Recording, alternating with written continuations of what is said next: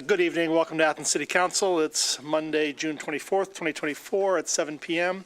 And tonight we will have a series of committee meetings and then have a special session of a general council meeting.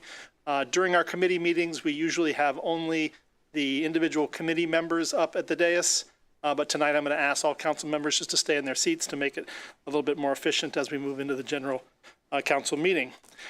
First tonight is the Committee of the Whole, and we have a presentation from the Solid Waste District. Ms. Redfern. Good evening. Good evening. I'm Jane Forrest Redfern. I'm the director of the Athens Hocking Solid Waste District. And I'm here to share with you the district's plan update that is going to be considered this fall by all of you. And we're at the point where we're taking public comments, so I wanted to present the plan to all of you before your July recess because we have upcoming public hearings and public meetings to get comments, so I welcome them. First of all, the Solid Waste District is guided by the Athens County Commissioners and the Hocking County Commissioners.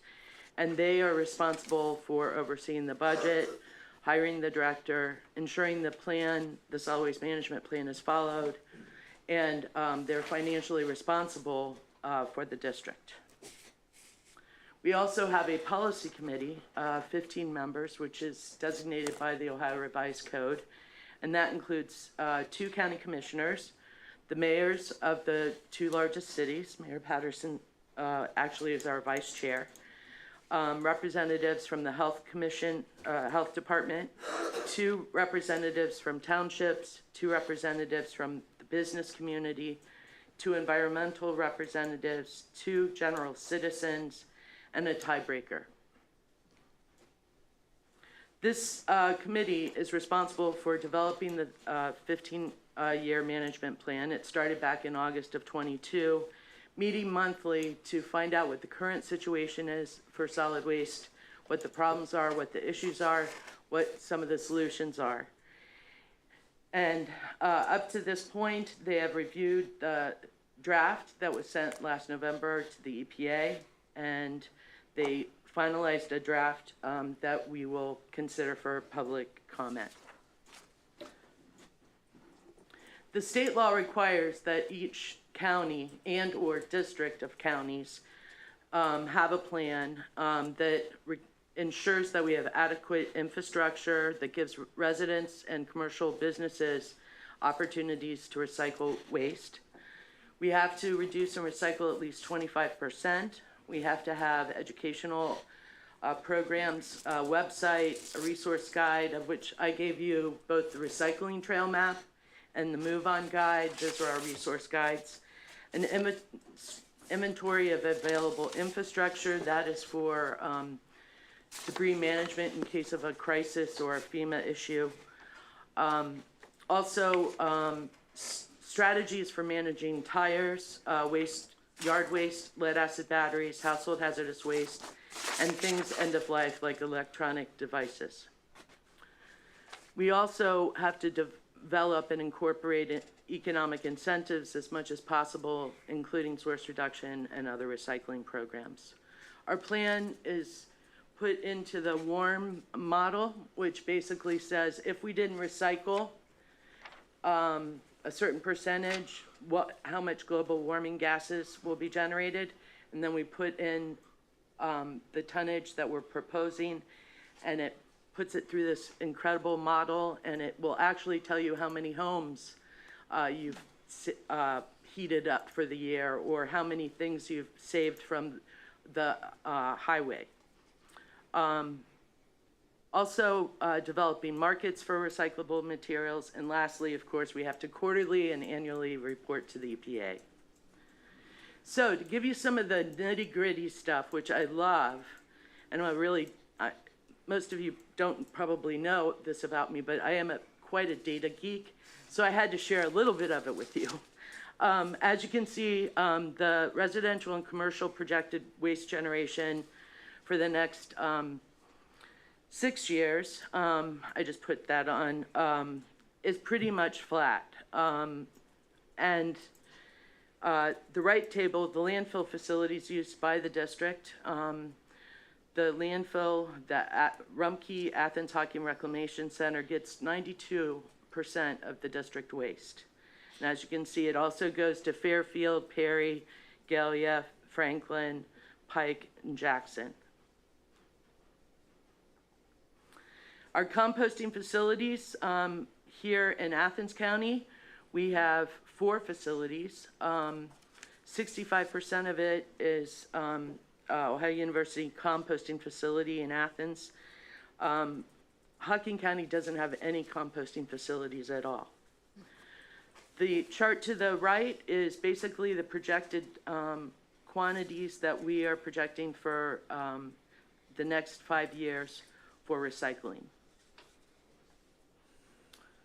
So to give you a perspective, the city of Athens recycles through the Athens Hockey and Recycling Center. This is, let me clarify, this is data from 2021, which is our reference year for our plan, which it's kind of a little tainted because that was through the pandemic. But when they say you have to do it, you have to do it. So I've put that in the plan over and over again, that these are pandemic numbers. But to put in perspective, the city of Athens in 2021 did 783 tons of materials recycled. The city of Nelsonville was 115 tons. So our curbside programs had a grand total of 898. So you wonder why the solid waste district is concerned about the future of the recycling center and moving forward. We are by far the largest generator of recyclables, household recyclables in the district. This was 23 data, and we generated 1,429 tons. And as you can see, some of the 23 data is up and down. And that just depends on what's going on in that particular community. These are all some of the materials that you can see that are recycled through the district and that we're able to get numbers. Obviously, corrugated cardboard in 21 was huge because of the pandemic. Everybody was ordering online, so we saw cardboard skyrocket. Metals also were recycled, but you can see all of these different categories we have to document. So the policy committee reviewed all of this data and much, much more, heard from the health district, the landfills, the haulers, the environmental different groups to talk about where we needed to go and what the problems were. And these are the top things, the overall goals that the policy committee came up with, and that was provide curbside and drop-off recycling to as many people as possible, with a focus of increasing recycling at cabins, parks, multi-unit housing, and the commercial sector. Also developing comprehensive education programs on reuse, repair, and recycling, funding support for public health and law enforcement. It's very much needed. I've been partnering with the Sheriff's Department and the Health Department and have done quite a few cleanups just this year where we've taken tons and tons of waste off of parkland, people's property, in the right-of-way, of course, but really made a big difference working with them. And they do not have the funds that some of the larger counties have. So it's really important that we support them. Identifying, piloting, and expanding composting. By far, you know, food waste is a huge portion of the recycling waste stream that we could recycle and compost. And it also adds to global warming. So by increasing that, we can really impact that greatly. Facilitate research and development and new uses. This says to me jobs, jobs, jobs. And then lastly, build and implement a framework that addresses litter, open dumping, and unhealthy living within the district. So how's all of this going to be funded? There are 5 options that the state give us. Tiered fees, which are charged at the landfills. That's anybody that takes garbage to the Nelsonville landfill, for example. If it's within the district, they pay $1. If it's outside the district, they pay $2 a ton. Or if it's out of state, they pay $1. And the reason that it's $1 is we cannot charge more to people out of state than we would charge ourselves. It's a state law. It went to the Supreme Court. Okay. The generation fees are fees for garbage that's generated in our county, and no matter where it goes, remember all of those landfills I showed you of where our garbage goes? Those fees are charged at transfer stations or landfills, and then I get checks every month from each of that, so I know where our garbage is going. Designation fees, we don't do this. This is basically we would designate where our garbage went from the district, and then we would put a charge on it. Since we only have one landfill in our, it doesn't seem a feasible thing to do. Plus, people like free enterprise in our community. Rates and charges on improved parcels to pay for infrastructure. This is actually in the state law. And this is if you have infrastructure, you can charge a parcel fee, which we've. And lastly, general revenue from county commissioners. And both county commissions have said that they believe the solid waste district should stand on its own 2 feet and not be dependent on county funds. So to give you an idea, I know these charts are small.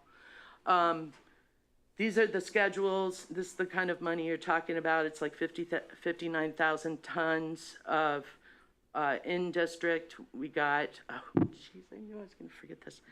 It's 36,000 and some in tons of out of district, and then the 117,000 tons for out of state. That's 117,000 tons comes from outside the state to our Nelsonville landfill. And then if you look at the generation fee, that's $3 times the 59,959, which equals that. The reason that I have this flat is if we go back to the population, and you see the population is very flat, also the generation's very flat. So I'm not going to project that we're going to have this huge skyrocketing waste in the plan, because it wouldn't be right. Other fees that we collect, the user fees, when I have my tire grants, I get those for 50 cents, $4 with rim. I collected 13 semi-trucks full of tires since last June from the district, 13 semi-trucks.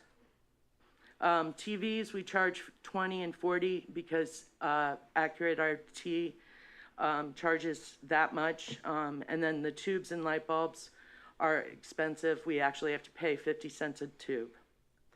So we're proposing that at $10,500 a year for 3 years and then expand. The parcel fee, just to clarify, is a charge for collection, storage, transfer, disposal, recycling, processing, or resource recovery service shall be made only against lots or parcels that are improved or in the process of being improved with at least one permanent, portable, or temporary building. So that's the technical definition. In the district, we have 35,116 improved parcels. As you can see, Hocking County has 13,740, and Athens has 21,000. The ones that are exempt are churches, people that don't pay normal taxes. Churches, governments, that kind of thing, nonprofits, schools. So if you bring, so part of the parcel fee will be going towards purchasing the Athens Hockey Recycling Center. And the reason is that we're the #1 generator of household recycling. We're responsible. This is the law that we have infrastructure and that we have. I'm not touching anything. that we have infrastructure and that we're able to do it. We used to actually be a partner with Athens Hocking up until 2014 when it decided to split the nonprofit with the district, and they gave us money in kind and cash for our fund.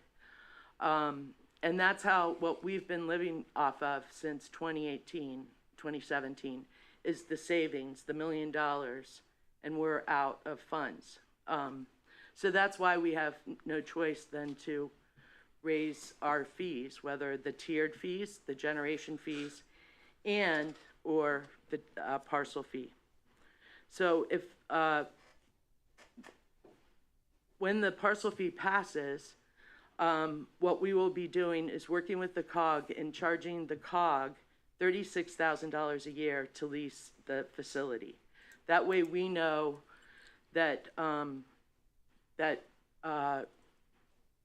COG is taking care of it, but also it will bring us revenue, and the bond people really like that.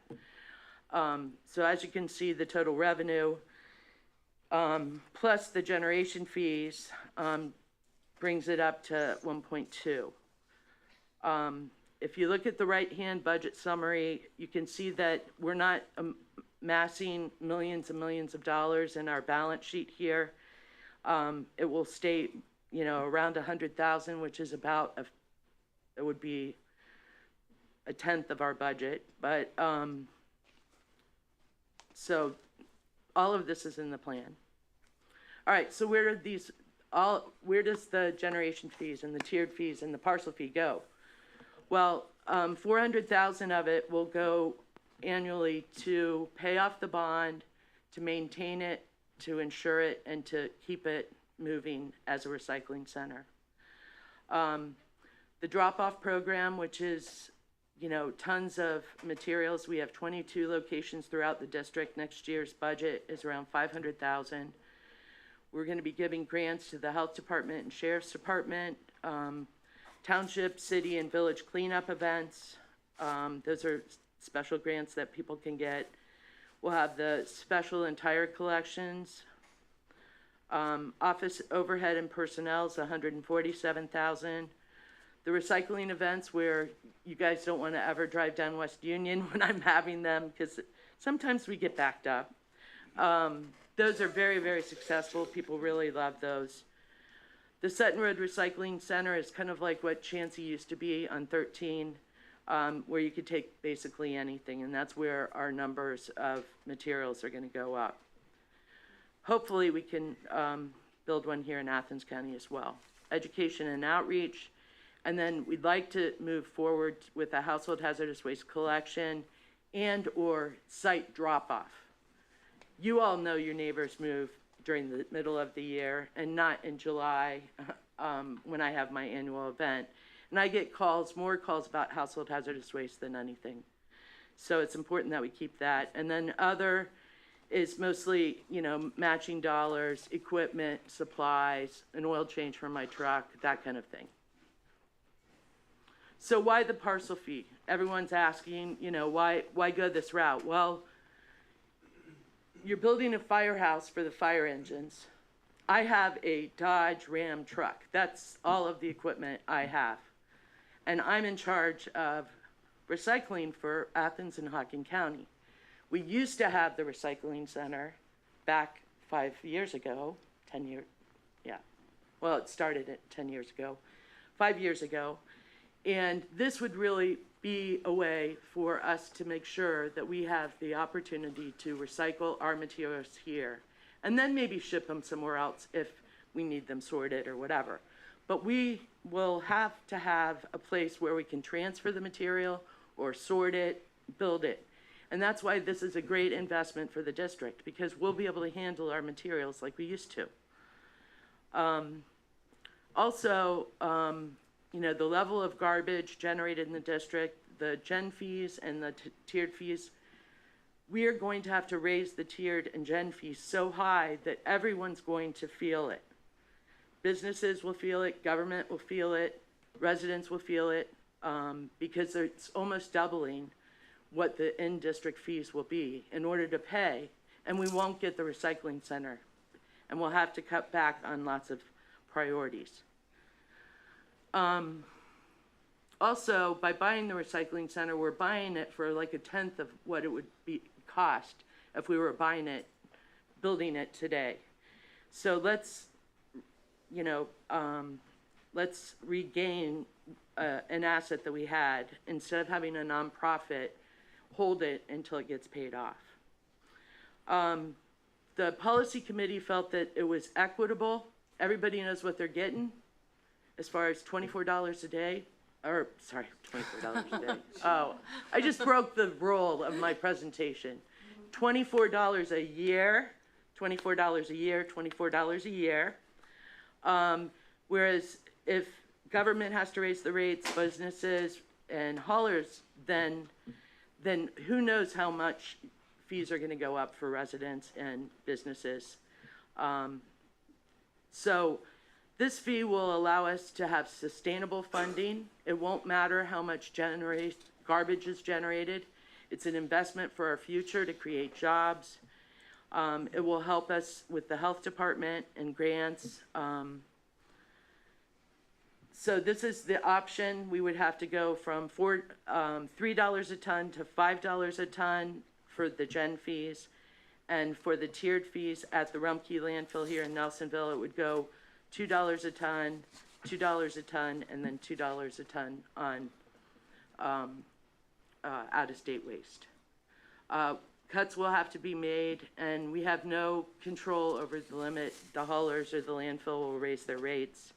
We won't have the opportunity to buy the recycling center, and inflation hits, then something's going to have to pay for the district. It's the law, and the county commissioners will have to find some money to fund the district. So it's one thing or another thing. It's not, we can't do nothing. So these are some of the things, the priority things, which are the things that we are doing now. That would be the top priority. EPA made us prioritize priority 2 and priority 3.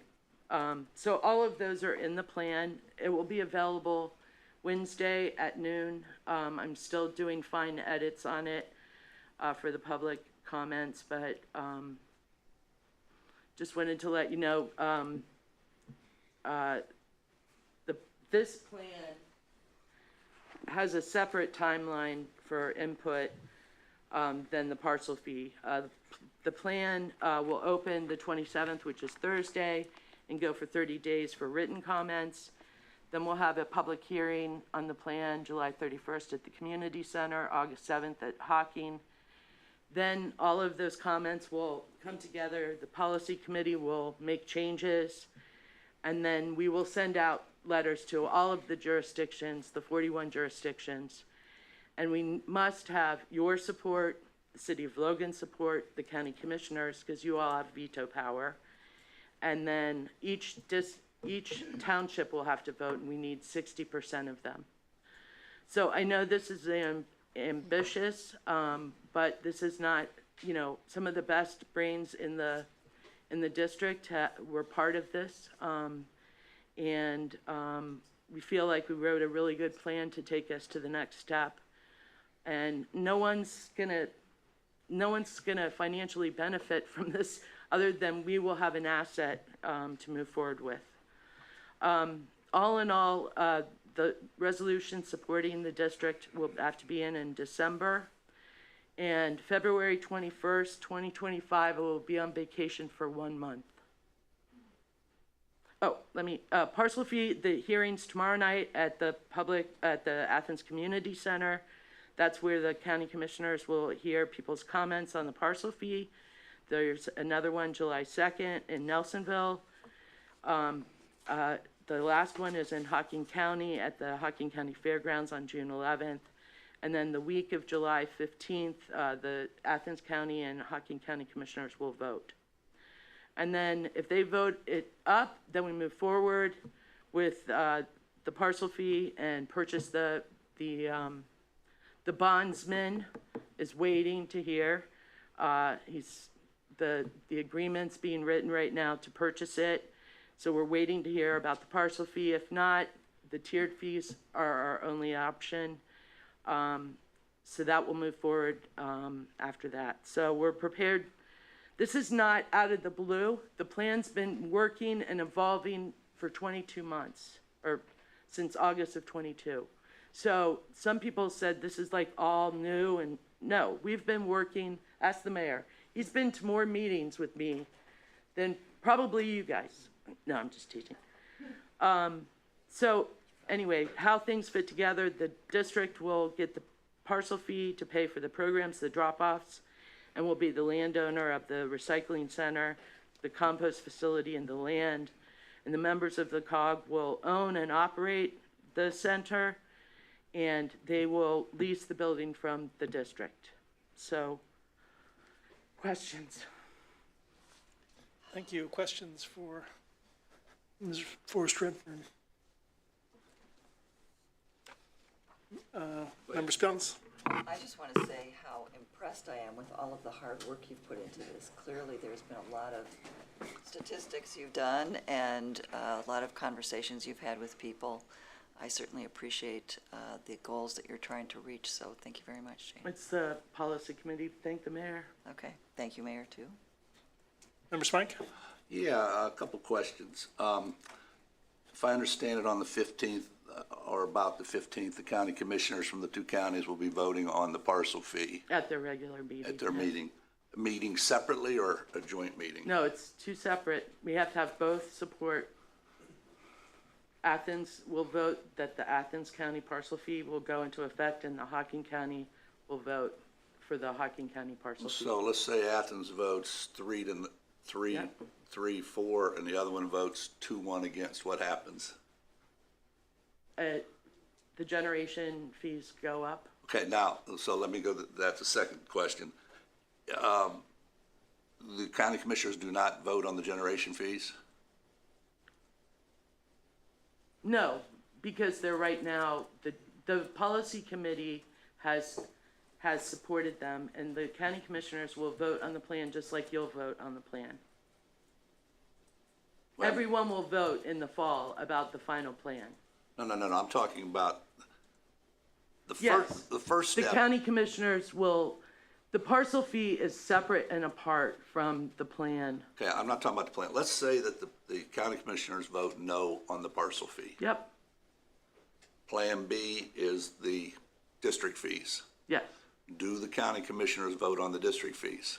The county commissioners will vote between that September and December 16th meeting, just like every other jurisdiction in the district. Okay, so what if at that vote, they vote no on the Then- district fees? Right, then Ohio EPA comes in and writes a plan for us, and they will tell us what we have to do. The Ohio EPA would set those rates then? Yep. Okay. Other questions? Yes, Member Clodfelder?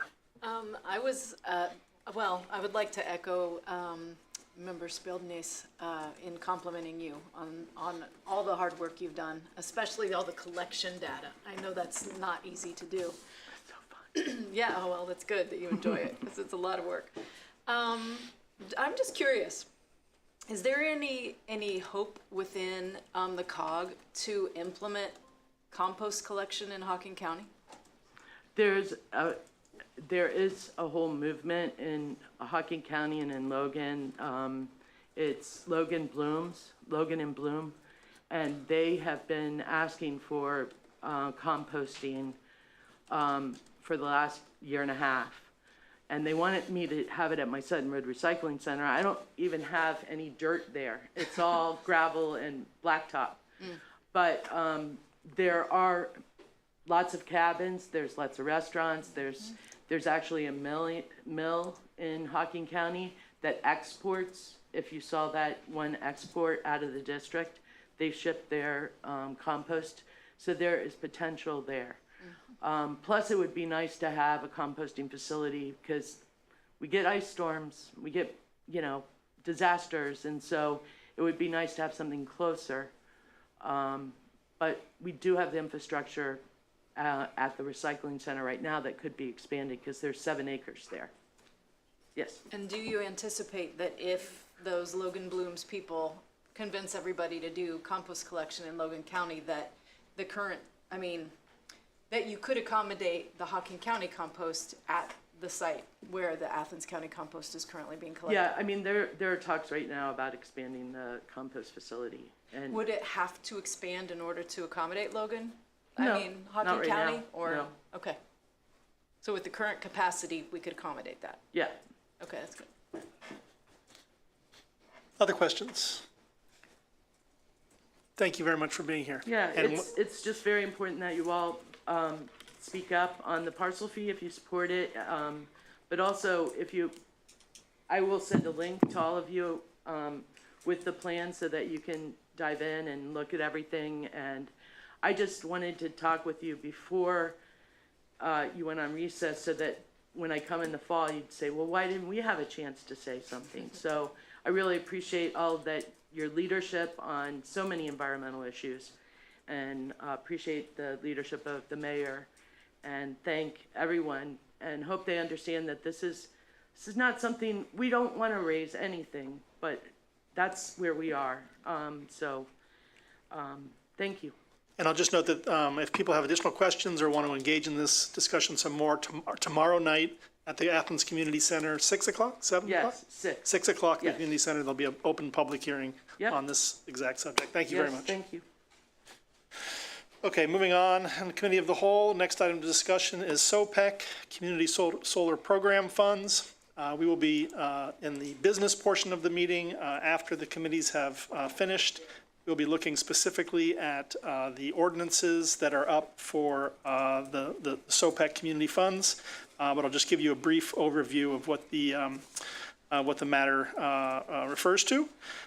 We are, as I think most people are well aware, renovating the Armory, and we have the capital stack, as our service safety director likes to say, all in place for that. And we would like to put solar panels on the rooftop. It's a perfect rooftop for solar. And so we have been working with the Sustainable Ohio Public Energy Council, otherwise known as SOPEC, for the necessary funds for the solar array. One portion is a SOPEC community grant project, and SOPEC, the General Assembly. And I should note that in all of the voting and deliberations during the SOPEC General Assembly, member Mayor Patterson has recused himself and was not part of those deliberations or those votes. But SOPEC did approve an amount of $41,100.75 for the community grant. They then also, this is at their meeting in May 30th of 2024. They also approved the use of the Athens carbon fee that we have to put solar for a municipal purpose in the city of Athens in the amount of $271,114.35. And these are all directly for the Armory solar array. And then finally, the last piece is a $41,000, a $35,151.59 as part of the City of Athens Public Pricing Program carbon fee expenditure for the City of Athens solar project. All total, we are looking at $347,366.69. And because the City of Athens will no longer own the Armory, it will be owned by the Athens Community Improvement Corporation. We then will be transferring that money that is coming from SOPEC to the ACIC so that we can install this array on the rooftop of the Armory. So that's sort of in a nutshell, a number of ordinances that you'll see discussed later at this meeting. Mayor, anything to add? Okay, great. Questions from Mr. Reisner? Or this is actually normally a Finance and Personnel Committee item, but we don't have a quorum due to the absence of two Finance and Personnel Committee members this evening. So it is being presented under Committee of the Whole, but it looks like maybe Member Quadfelder has a question. And I am on that committee. Great. Yeah, I'm just curious. if you think $346,000 will be able to provide all the solar panels you would like to put on that roof. And if not, if any grant funding is going to be sought to provide additional financing for this. No, all of the funds that were needed for this is the total that's completes the project, so we're not in search of any other funds. I believe we've maxed out the space, pretty much what we can put on the roof. So this is pretty much a done deal. This is the last piece, just to bring all these monies together and provide it to the ACIC. That's a good question. Other questions? Yes, Member Swank. You mentioned the 0.2 of 1 cent fee, and obviously that's not the grant part. Of this total amount, how much of this total is the return of that 0.2 of 1 cent fee that some residents of the city pay on their electric bill? That's an excellent question, and I can get that information for you, but I don't have it in front of me Okay, right because now. we'll have 2 more readings in Yeah, sure. August, so yeah, Yep. that's fine. Yes, yeah. great. Mayor? I believe it's greater than $200,000 that has been accrued. In your legislation that you've got, you'll see 3 pieces of legislation before you. One of them speaks to the carbon fee in particular, and that's the amount that has been built up over time with that 0.2 cents per kilowatt hour. And it's a good time to probably remind the public, given that you asked the question, is that the city has had a carbon fee since 2018, when it passed by 76% of the electorate in the city of Athens to have 0.2 cents per kilowatt hour added to your electric bill, which basically amounts to $1.60 to $1.80 a month. So far less than a cup of coffee these days. But given the number of accounts that are citizens that are part of the SOPEC program, it brings in approximately $100,000 a year that goes into that particular account line. So it's the, by and large, it's the largest share that is going towards the Armory project. The other piece of legislation that President Crowell mentioned was $35,000. That's through a grant program that exists within Sustainable Ohio Public Energy Council that the city of Athens qualifies for and is vetted by the General Assembly of SOPEC to vote up or down the use of the community grant, as well as the carbon fee. I mean, the carbon fee goes before the General Assembly. I'm glad that you mentioned that I did recuse myself from all conversations as well as voting during this General Assembly meeting, so I was not involved in that as a safeguard for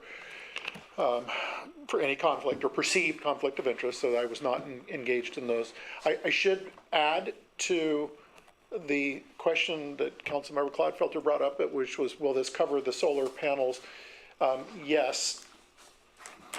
And with any solar project like we experienced at the community center, we replaced the vinyl membrane of the roofing as well, because you don't want to take a major solar project and put it on a rooftop that might need to be repaired in the future. So that is part of this project as well, where there'll be new roofing that'll go on the Armory, and then the bracketing and the solar panels will be placed on top of the Armory as well. And Councilmember Crowell, yes, we all refer to these things as part of the capital stack, trying to weave together a funding bundle, if you will, which we have been doing this for this project for quite some time, and quite successfully being able to pull together over $5 million in funding to finally get this beloved building back in the hands of the public and what we deem to be the best use for this facility. Sure, Member Clodfelter. Mayor Patterson, may I ask, will the city be hiring a local solar installer to put these panels up? I don't have the answer for that to you.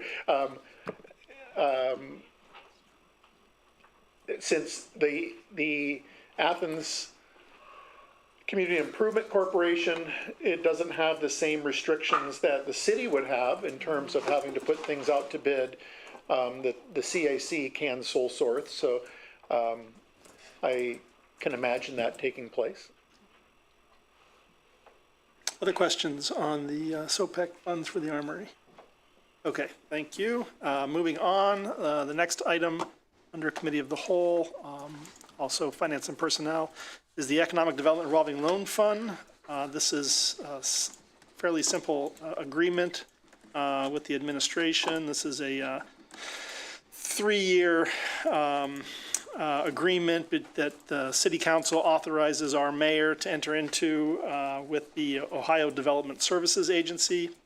And City Council has on their drive the actual agreement that we will be discussing a little bit later when this comes up for first reading. Are there any questions about the ordinance, which is really this year up until December 31st of 2026? Seeing no comments, anything to add, Mayor? Sorry, I forgot to ask the public if they'd like to chime in on anything. You can go backwards and do so back if you'd like, or talk about the solid waste district. Okay, that completes Committee of the Whole, and we will now move on to Planning and Development, chaired by Councilmember Swank. Thank you, sir.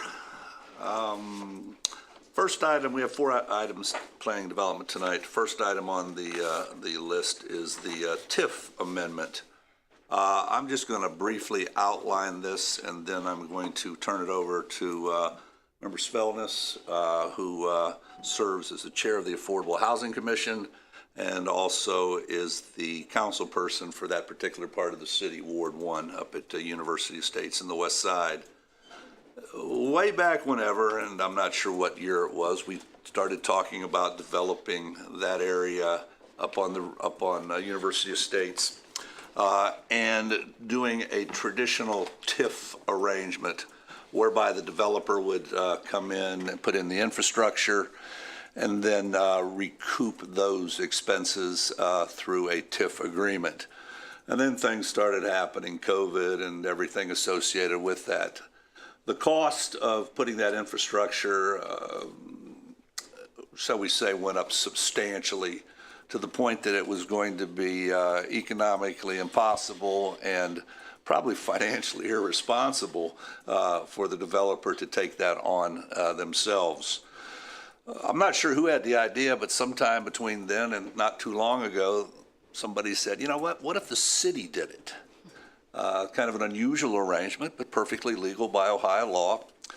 So some exploration was done, and it was determined that the city could be the beneficiary of the TIF. In other words, the city, using 3 different funds, street, water, and sewer, would put in the infrastructure, would recoup that investment over a period of time through the TIF being paid to the city, and then the developer could come in and develop the housing that we so badly need in this town as their original plans. It's interesting, today's Columbus Dispatch on the front page, now this isn't the Messenger, but the Columbus Dispatch, it says, local house inventory is skyrocketing. This won't be skyrocketing housing, but it will be a substantial increase to the tune of about 42 housing units. So that's where we are today. We'll have to do a lot of amending and discussion of previous ordinances that were passed to kind of flip this, keeping in mind the goal is to build attainable housing in a section of the city where there is land available. So with that, I'd like to turn it over to Member Spellness to take us on down the river a little bit with this. We then will include the administration, and fortunately tonight I see the developers here as well as a realtor for that area. So we may be calling upon you folks to give us some additional information if we get stuck or if members of the public have any really specific questions. Solveig, it's all yours. Okay, thank you very much, and I'm glad that we have some interested parties here who can provide some additional information. And you provided more than I thought you were going to, so I don't have to give part of my little speech. Thank you very much, explaining what a TIF is, so that's good. I think that this is a creative idea for the city to help us with getting more housing that we really urgently need. This project was put on pause because of those expenses to try to put in the infrastructure. So to me, this really makes sense. There are some items in here that I'd like to bring up that I think are important. I did email the city, Andy Stone, Lisa Eliason, and other members of the community that are interested, including the HOA board, of which this would be adjacent to. I think that neighborhood ought to have some input in this ultimately. I want to say that it does say in here, in the agreement, that once the design is complete, the developer must gain letters of support from the Affordable Housing Commission and the Disabilities Commission prior to construction. And that needs to be based in part on universal design and provide, in the 3-bedroom units only, not the 2-bedroom units, and a link to a description and an understanding of what universal design is. So I notified our commission, the Affordable Housing Commission, provided them with information about this, including some changes, as well as letting them know that the blueprints would be available in Debbie Walker's office, and we looked at them last week as well. So the Disabilities Commission also is aware of these blueprints, so they can take a look. It may be noted that the Disabilities Commission and the Affordable Housing Commission, when they met previously last year, they did not have time much to look at it, and they did not want to provide a letter of support at that time. I do want to say that I'm hoping that that happens. Just I'll tell you up front, I hope that happens. But I think that it would be important for the developers to have a conversation with each of these commissions in order to clarify some points that they have some concerns about in order to expedite this, hopefully coming to fruition. So a couple of other points notable in here in my mind was there was a rental provision in the service payments document. It allows a developer to rent the units until they are initially sold. And, I get that. I can see how that makes sense. However, I think some provision to not make that an incentive if they decide, gee, I'd rather rent for a while, I think that'd be great. I think it would be important to include in some way, shape, or form an additional comment that would say that they would have to have all units under contract for sale before they could rent it, so that this is something that they would be required to do. The contract was already signed with a realtor, so that we can be more assured that this is actually that the selling would actually happen. That seems like a fairly minor correction. Of course, the legal law director and whatnot can explain what can and cannot be done, but that seemed reasonable. We also received some changes just today, this afternoon, which I haven't had a chance to look at totally thoroughly, but it appears that the language clarifies some of the points in here to make it a little bit better to understand, which seems reasonable, and thank you very much for those clarifications. And again, haven't had a chance to really thoroughly understand this, but it appears that the covenants might, and I need an answer to this, the covenants might require then, the way that they worded it here, that any provision that was before the service payments were paid, which would be this rental, you can't, okay, stepping back a bit, this is complicated. Stepping back a bit, it says that you cannot rent it, except for that initial understanding. The owners cannot rent it. They have to be resident owners, and they cannot rent it until they've lived there for 5 years. My concern is, once those service payments are paid, that continues. And if that's part of a covenant, great. And another issue to me, in my mind, is would there need to be an HOA set up for this kind of townhouse, given the fact that you have to maintain common roofs and common grounds, et cetera, or how does that get done? And as part of that, make it clear that you have to, if you purchase it, you have to live there for 5 years before you could rent it. And that would go on in perpetuity, I hope. There's some other details in terms of what universal design means, and we can discuss that in detail at another time. I don't think this is the place for those kinds of level of details. Another concern is, under the tax financing agreement on page 3, the developer could set a standard, quote unquote, that is possibly so low that any builder or buyer upgrades could make the unit cost well beyond anything affordable for the target market. I'm not sure how you decide what standard means. And toward that goal, I would like to replace the word builder with buyer so that we could possibly keep down the risk of having huge overages. I have seen construction where the standard was so incredibly basic that no one would want to buy it at that kind of standard. And so any upgrade made it hugely, 30, 40, 50 plus $1,000 more, which would sort of, in my mind, compromise what the goal is here. So I think some conversation about that, I think, would be relevant. Let's see what else. Like I said, there's a lot in here. Another point that was a discrepancy that has been clarified and corrected with the changes today, which is great.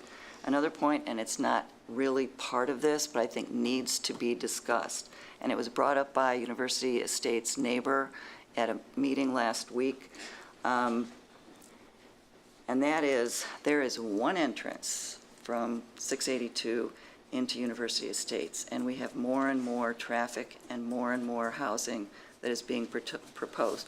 Plus, there's a lot of additional land that could be developed and hopefully should and will be developed both for business and for housing beyond the University Estates that is there now. We cannot continue to have just one entrance ongoing. And as you all know, it can take 5 to 10 years to get new roads in. And I know it's complicated. I've talked with Director Stone about this. He understands that it's a problem and that, yes, it would be great to do, but I'm hoping that we can have a real conversation about adding additional entrances and exits as we move forward without delaying that continuously. Those are the major things that I had in mind. I'd be happy to get some answers on some of these things and comments. I personally would like to see this go through. I think it's great. I think we urgently need it. I know friends of mine have told me they wanted to put money down and then it was pulled because of the cost of infrastructure. So I know that there's a lot of people who are interested in these plans. I just want to make sure that we can smoothly make this happen. So. I would add a few things to that before we go over to the mayor. Okay. Because it's all somewhat related. In Section 4, it talks about setting the initial base sale price of each unit at $260,000. The question is, you've already covered the base part, what is included in that, and we don't really need to get into the weeds on that tonight. Is it, quartz, or is it, Formica? But each unit, is that all the units, the 2-bedroom units, or the 3-bedroom units? Again, a question that needs to be answered. Secondly, and we're going to, obviously now we are going to eventually get to the builders here. How soon can you begin? In other words, can you begin before the infrastructure is put in, or do you have to have the infrastructure in first, particularly the roads and access? And then there's a third thing that we'll come back to in the buying process. If I wanted to buy one of these, do I buy it directly from the developers, which would be quick and easy and smooth, or is there a third party that's an entity in that process? So those are some additional questions. This is something that I would agree we badly need, and I think most everybody would, I'm not voting for anybody, but or implying how you should vote, but I think we'll eventually get to that. But this is a big deal too. At the end of the day, we're talking about a city investment of $2 million in somewhat of a speculative format based on the builder's track record. I think it's a pretty safe bet, but who would ever heard of something called COVID or some other natural disaster? So with that, we're going to throw it over to the mayor, the administration, and then come back, and I'd like to entertain comments and questions from members of council, please. Mr. Mayor. Swag. I do want to address a couple items, Councilmember Spelness, that you had mentioned. Let me kind of start in reverse order. A second access to University Estates. The same issue is of concern to me with Oakmont, with having one way in and one way out.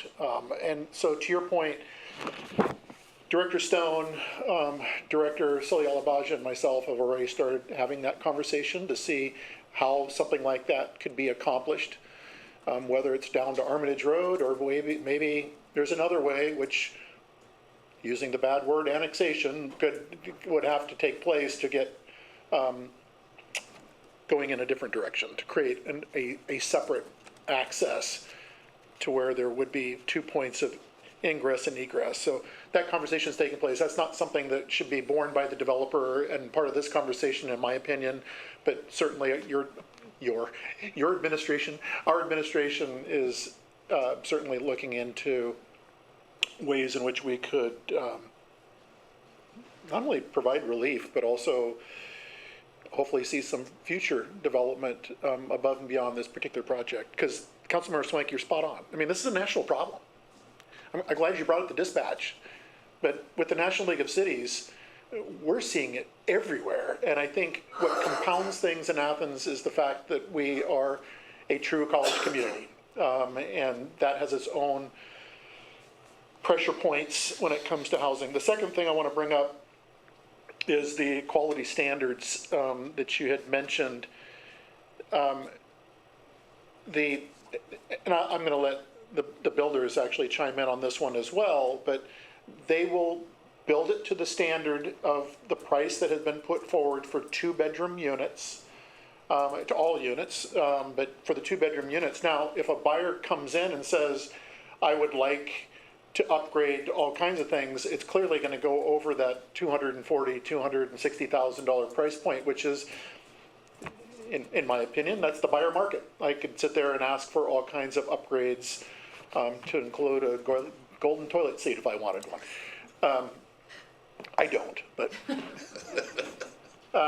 so this language, and we also received guidance from Bricker Neckler, if I'm not mistaken, to look into several of your concerns, the questions that you raised, and getting their read on this particular legislation, and they basically say the same thing, that that your prices will go up if the buyer is sitting there saying they want certain amenities added to it. I just want to point out one more thing really quick, and that is that there's 3 pieces of legislation that council will be discussing. The first being the amendment to the actual TIF agreement that has been in existence for a while now, and amended, if I'm not mistaken, at least once before, as we've looked at this. The other is basically a document that speaks to protections for the city, because if we're going to pay for that infrastructure to be put in place and reliant on the builders to be building in phases the housing, ultimately 42 units over time, to make sure that we are made whole on the back end. It's going to take time. That's what a TIP is all about. But just to include safeguards for us, making sure that we are made whole with the revenue that we're going to put into building the street, water, sewer, storm. And then the third document that you're going to be looking at also just further explains the processes that we're going to be going through to hopefully make this a reality. So there's 3 pieces of legislation that you'll be diving into, which, Councilmember Swank, I appreciate the effort that you've put into understanding these to this point in time, so I have to give a lot of credit to you. This is not easy work, and so much so that we've had to have external third party look over all these documents as well. But the law director and her office has been going through this and doing an amazing job. But we're trotting into something brand new, which is great. And hopefully, I think we're setting a template for future development elsewhere in the city where we know we've got developable land. But once again, it's the infrastructure and the cost of that infrastructure. For this project, the question was raised, how long has this concept been going on? 2017 is when we had the first conversations about the possibility of doing something up at University Estates. So quite some time. And then COVID, and then inflation, and then interest rates, and all kinds of things, to where it went from $750,000 of infrastructure up to $2.2 million in infrastructure. And that's 2023, $2.2 million in infrastructure. So. technically, this is Planning and Development Committee, but this affects the entire city. I'm going to ask a question of the law director on a possible recommendation on how we proceed. I would certainly like every member of council here this evening to be able to ask questions and make comments, but I'm thinking it might be wise to do those of a general nature as opposed to getting into very, very, very specific things, because I'm afraid if we head down that road, we're going to be here at midnight.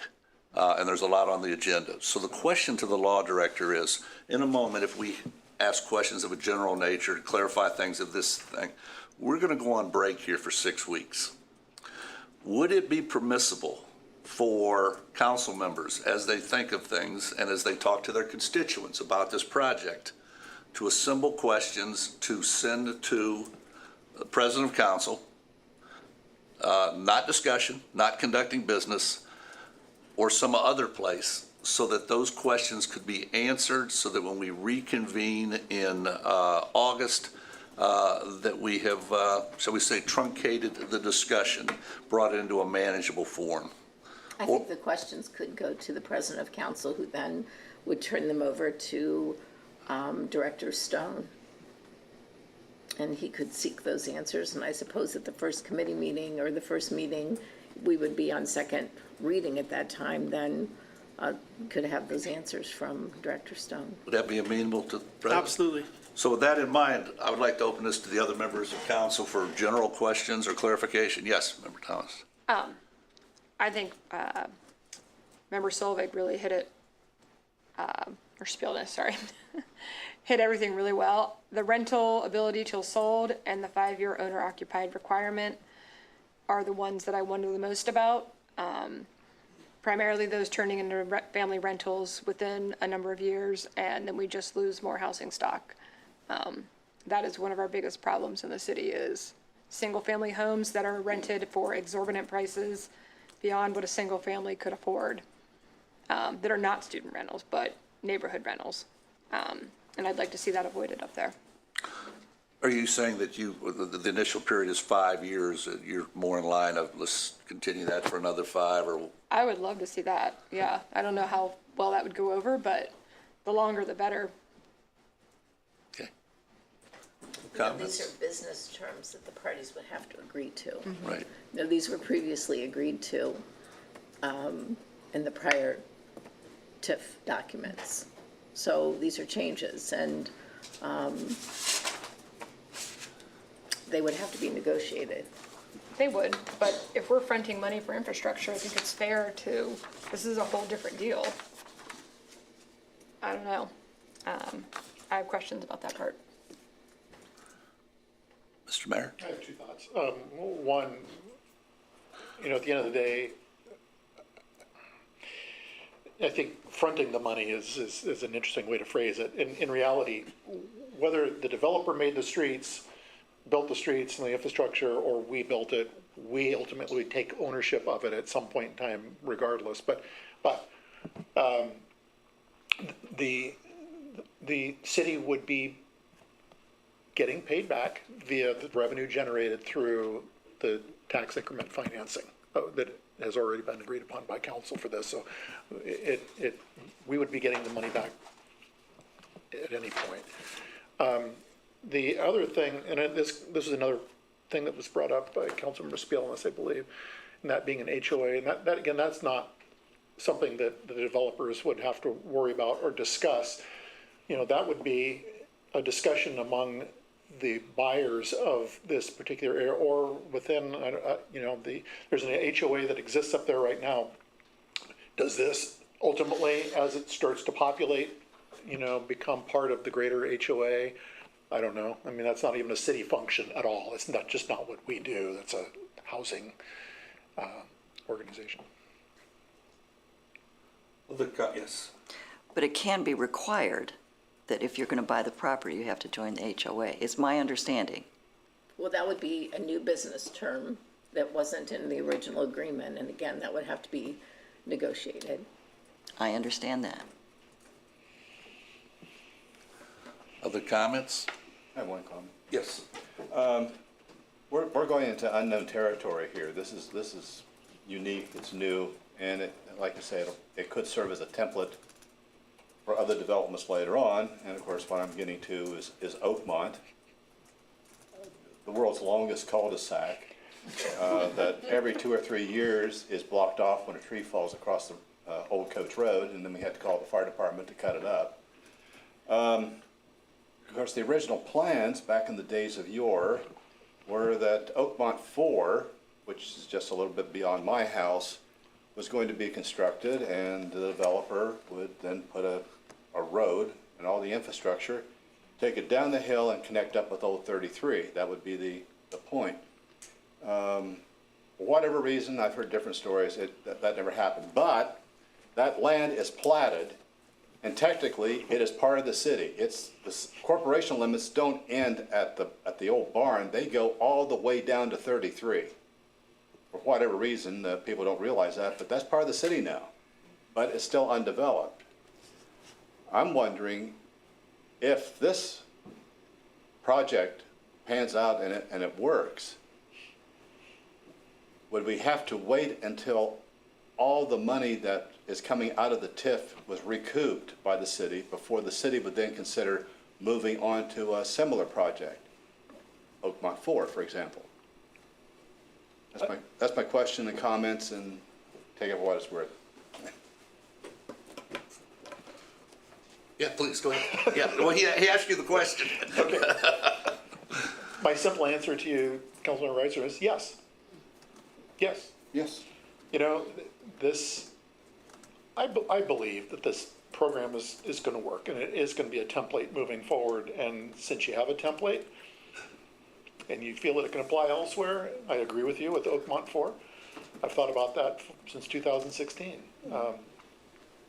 You know, but I also feel that some of those lot sizes in Oakmont 4 can certainly be skinnied down with some of the other legislation that we're talking about in the city. So, but yes is the short answer. Thank you. We received a document before we started council today, and it's a 2-page document. Everyone has one. On the first page, and I'll go through this as quickly as I can, but making sure everyone understands what this is all about. On the first page, you see a 4-color coded diagram, and the development is divided into 4 phases. This is one of the changes. The original TIF was going to be just a 1-phase deal, but it's divided into 4 phases. The light blue, the darker blue, and you can see the numbers 1, 2, 3, 4. And they would be built in that area. So when we move over to the left, it says phase 1. You can see right now there are 4 parcels. Those would be divided into 1, 2, 3, looks like 10. 1, 2, 3, 4, 5, 6, 7, 8, 10 different units. Right now, those 4 parcels each have a value of 18.7, 18.15, 13.1, 14.6. And to the right, the current annual taxes being generated. That is, using a term we heard earlier tonight, unimproved property. There's nothing on it, trees and animals. Once those 10 units are built, these are rough estimates that Director Stone has placed on the page in consultation with the county auditor. Rough estimates, the appraised value of those would be, for tax purposes, $300,000 each, and at current tax rates would generate $5,100 apiece in annual taxes. The total taxes would be $51,000. We take away the current tax of $1,810. The tax increase would be $49,000. This TIF is a 75-10 TIF. 75% of that first year would generate $36,692 in TIF payments to the city. And this kind of goes to your point. So if you go to the second page, you can see phase 1. It's always a year behind with the taxes. The same $36,892.50. With the annual inflation rate of 3%, second year, 37.9. We get to the third year. We get to the fourth year, we have the first year of phase 2. We get to the 5th year, we have the first year of phase 3. And we get to the 7th year, we have the first year of phase 4.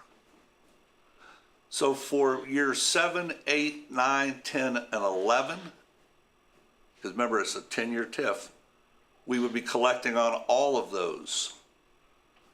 When it's all said and done, at the tail end, after year 16, we would have generated $1.8 million in TIF. And again, Director Stone feels these are conservative numbers. This article I was quoting from the Dispatch, we may have 73% more housing available on the market today, but the prices aren't going down. Just because we're going to get more housing, nowhere in the country are prices going down just because there's more housing. It's just the reality of the current situation. But this chart, which you put together, shows you in which year the money will be coming in, how much will be coming in, and what it's based on. 75% of the improved collection, 75% of the improved value of the property. Questions on this? Yes. Yes. I do have a question, and I don't know if the developers would be willing to address anything tonight. I don't know exactly where you're from or how much you know this community, but Athens, I think it's fair to say that a great deal of the residents of Athens do care about things like trees and animals, and don't consider that, you know, to be unimportant. And we absolutely need housing. I don't think there'd be very many people in town who would disagree with that. But at least my perception of where this development is going is that it's really full of trees and animals. It's forested land, and it's beautiful land. So I just wonder what your thoughts are in terms of trying to minimize the environmental damage, and also in terms of, do you have plans to make these units energy efficient so they will be less expensive to live in and would kind of fit into a lot of the priorities that people in Athens share? Tell you what, this would be a good time, I think, to invite one or both of you here. I will say this, that if you look at their cars, the sticker on the license plate says Athens County, and I've been here since 1979, and I think one, if not both of them, have been here longer than that. They didn't drive in from Columbus today, or up from Kentucky or West Virginia. That's good. I do want to mention that the documents require a certain amount of energy efficiency, so that is part of the, yeah.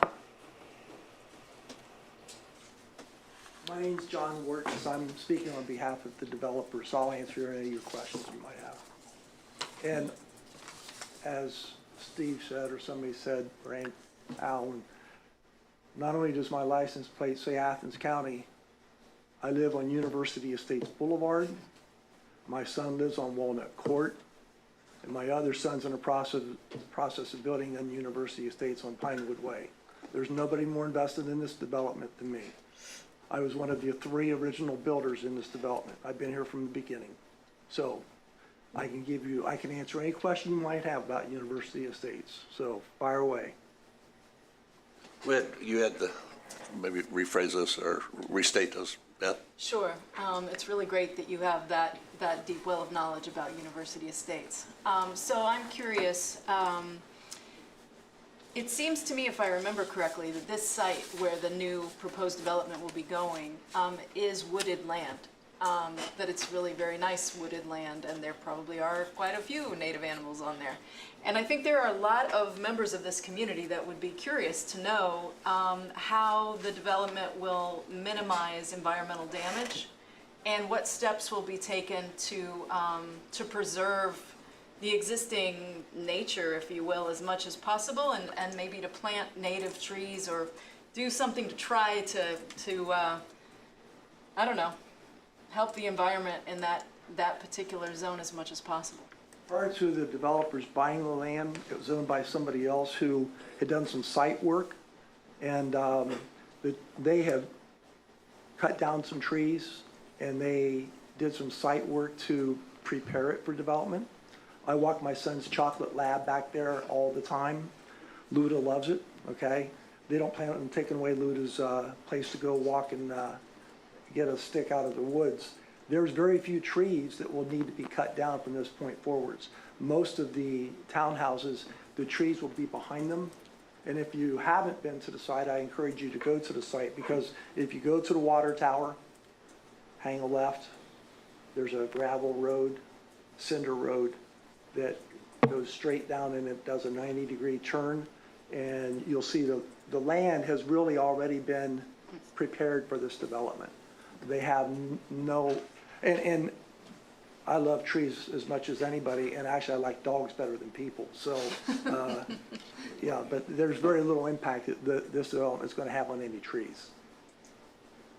One of the questions that came up earlier had to do with timing, and I know you're more on the development and realtor side, John, but from a development standpoint, how much infrastructure would the city need to get in before actual work can be done on the various properties? Right now, Brett's project, he's building a house for my son, okay? And I'm hoping he's done by this fall, okay?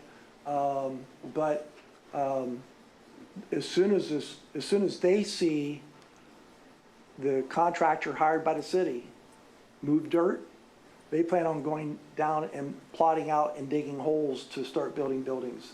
They want to have buildings up and ready to be sold by next spring. So they don't need to have the roads and the water, the sewer, and all That's that why before they can start work? the bid documents will specify that the construction is to be completed by February, with the exception of paving, because the asphalt plants close in November. And so the paving has to be done by June, I think it was. So we can sell them. I mean, I'll be honest with you, I had money down on some of them when they had to pull the plug, okay? I'll sell them. As far as worried about them being rented, they're not in the business to rent. I'm not in the business to rent. I get paid a commission to sell, okay? And I'm in business, okay? So we're gonna sell them. What other questions you have? Sidewalks. There will be sidewalks. Along Broadmoor, which is where the water tower is, there's gonna be a sidewalk. And then the incline gets to the point where either there'd have to be steps, which they want to avoid because of the ADA, so they're gonna put a handrail, okay? And that little bit of an area where there's an incline. So where I walk Luda and it sort of falls back down a little bit, there's gonna be a handrail along the sidewalk. But there will be sidewalks and streetlights. They're non-solar, so they'll work. We've had that discussion too. Our streetlights are worthless, but that's another discussion. Other questions of Mr. Wharton? John, I know that you're very invested. He's also on the HOA board, so he really is very invested in the community. I did bring up some points that concern me, so I'm hoping that there can be Well, I can some answer every one of discussion. them. Your point about the buyer deciding the basic construction material versus the builder, that's not the way it works. What we've done is we put out a plan at 240, which will get you finishes that you would have got with a Schumacher home, like your present home. You would have gotten. That's not a good example, right? Well, I know, yeah. Okay, well. We've done a lot of upgrades. Let's say a Wayne Homes, okay? You know, which way back 10 years ago, Schumacher and Wayne Homes and whatever, they would advertise they could build for $120 a square foot. Oh, to have those days back, okay? 200, 250, okay? That's realistic, okay? I know somebody's getting ready to build this year up in University Estates. The builders have quoted a price of 350 to 400 square foot. It is what you want it to be, okay? But it would be linoleum, formica, carpeting, the basic construction grade finishes would be at 240. Now, so that's affordable, okay? It isn't granite. You ain't gonna get granite, marble. You just can't, okay? We're lucky we got builders, quite honestly, that are willing to build. Drive around this city. You find me a spec house being built by anybody. There aren't any, okay? Builders don't wanna go out and build at today's construction cost. They're taking a risk. They're believing me that I can sell them, okay? Yeah, But if people are putting money down, they're going to want some upgrades. yeah, So that's why it says. some of in them the- will, sure. I'm sure a lot of them will. The but- ones that I had taken money on previously, what we do is, we gave them a basic package, okay? Here's what you get, here are your options. They had about 4 or 5 options that they could elect, okay? I've got it here, okay? If you want, you go, here's Carter Lumber. They have an agreement with somebody out there, they had like 4 or 5 different samples of cabinetry you could pick from that came standard, and then there were some upgrades if you wanted to select from those. There were 4 or 5 finishes on countertops that were standard, you pick. If you want upgrades, there were some of those you choose from. So it was very clear what you were getting up front, and then they put their money down, but they didn't have to tell us what upgrades they wanted at that point, because we didn't need to know at that point. We didn't need to know until we got to the framing point, okay? So prior to getting to the actual construction where those decisions had to be made, they had to let us know what they wanted, but they had lots of time to figure it out. What were the other 3 issues you had? Oh, the condo, HOA, somebody had asked about policing the ownership. As you pointed out, along with your husband, I'm on the HOA board. We can't dictate that people that buy these townhouses join the HOA, because that isn't their decision. The HOA decides who we want to let join our HOA, okay? We decide, okay? If the HOA doesn't want them, it doesn't matter whether they want to join or not. But They that can petition. assumes- They can petition our HOA to join, but we don't have to let them join. But that assumes that they wouldn't have their own HOA. Yeah, exactly. Yeah, So they that's could another- establish their own, they could petition ours, or they could have some other means of policing the ownership. As you know, in our development, our HOA board, in the last year, 2 years, 3 years, whatever, we've gone through amending or rewriting our restrictions and covenants, which still hasn't occurred, but our attorneys have it, which is why it still hasn't occurred.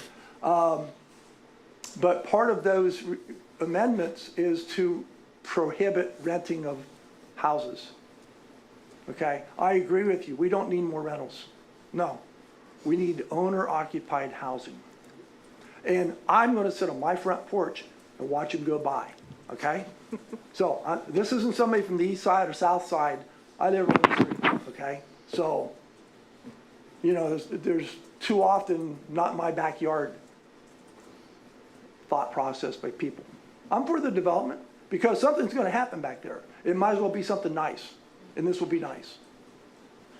So the questions that were just asked speak to the earlier point about getting things to President Crow. We can review these. We're going to have at least 2 more readings on this, and we can get into great detail. I just have one last question of the developers. We've going to divide this into 4 parts. From the time you put the shovel in the ground on that first place and that first part till those units are completed, Director Stone was talking about 18 months. And then 18 for the next and 18 for the next. Is that Yes. reasonable and accurate? That's realistic, yes. And So- actually, Andy and I spoke this afternoon after you got that literature, he gave it to me as well. The best way for council to move forwards is to actually not have 1 TIF, but to break it down into 4 TIFs. Right, that's what we have, Right, yeah. yeah. Where you'll have 10 years for each TIF. Yeah. Okay. That was, that's what this chart Yeah, that we have okay. here, yeah, shows. Yeah. But yeah, Brett's confident that 18 months is a realistic window to build each phase. Phase, yeah, exactly. Thank you. I just you. wanted to point out, in the updated document, there was some talk of the 240,000, but it's actually, in the updated TIF, it's 260,000. Right, For this year. for this year. Right. With a 3% escalator clause. Correct. Which actually is $2,000 less than it would have been had we started the clock at 240 in 2021. So appreciate the savings. Starting point, $2,000. Help with, it'll help, no, it's gonna help with those upgrades. All righty, sounds good. Well, again, questions to President Crow. Again, not a discussion, but questions. And have a chance to review those, and we'll reconvene on this in great detail after the break. We'll have first reading. Right, first reading tonight, but yeah. Thank you, gentlemen.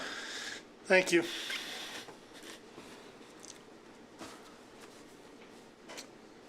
Chair Swank, you have a few other items on your committee. And these are quick. Great. We're going to go from a 42-unit development to talking about an awning. I will say this publicly, I truly appreciate these next two requests, Title 49 requests. Both applicants have gone through the process, which is very easy. You go down to the code office, you write a check for $50, you provide the documentation, code office reviews it, they give it to us, we go through the process, and the person can put up what they are asking to put up. In the first case, this is a Title 49 special right-of-way request. The applicant, Vanessa Kalkinen, wants to put a red awning over her boutique, River of Time, on West Washington Street. This red awning will be very consistent with the awnings that are already above Donkey Coffee and Salam Restaurant. The nice part about it for this applicant is that there will be no signage on the awnings, so it will not be subject to that.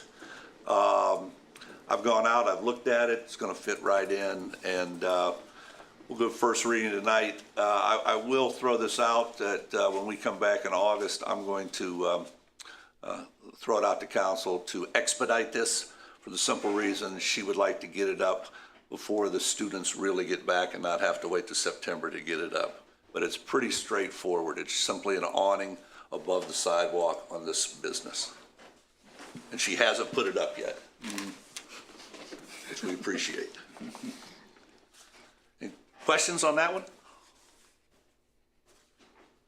Okay, second one, Near East Side.